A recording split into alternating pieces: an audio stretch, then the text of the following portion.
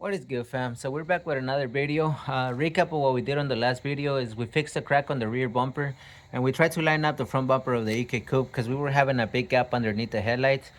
We found out that the bumper support is too thick for the bumper to move back far enough to cover that gap. So what we're going to be working on today is cutting the bumper support at least an inch, so that way it gives us enough clearance to move the bumper back far enough to where it will cover the gap in underneath the headlights.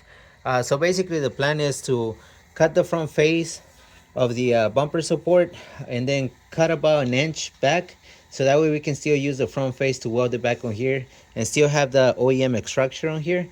So yeah, that's what we're gonna be working on today, so stay tuned and let's get to it.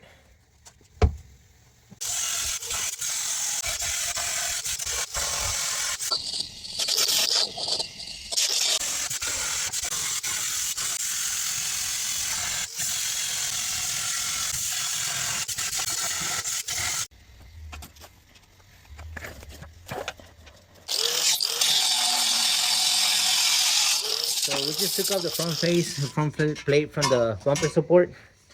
Pretty thin piece right here.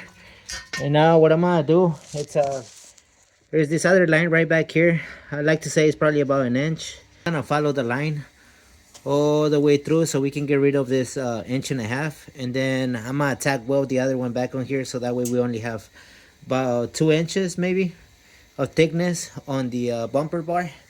So yeah, let's keep going. So I do recommend you some protection for the face and some gloves, because there's a whole bunch of metal shaving flying off everywhere. Unfortunately, I can find my other glove, so we're just gonna manhandle it.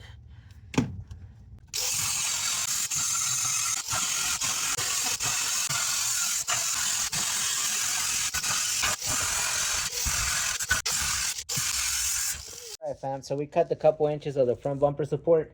Now I'm gonna test fit the front bumper, see how well it lines up. And if everything lines up perfectly, then I'm just gonna weld back the face plate into this piece right here, so we don't have all that opening, as you guys can see. Alright, fam, so this is before we cut the front bumper support. As you guys can see, we had a huge gap underneath the headlights and the front bumper wouldn't line up evenly with the fenders. Right after we cut the bumper support, we were able to close the gap underneath the headlights, and the bumper actually lines up pretty good with the fenders. I'm pretty happy with the results. Hopefully you guys like this short video. I will see you in the next one.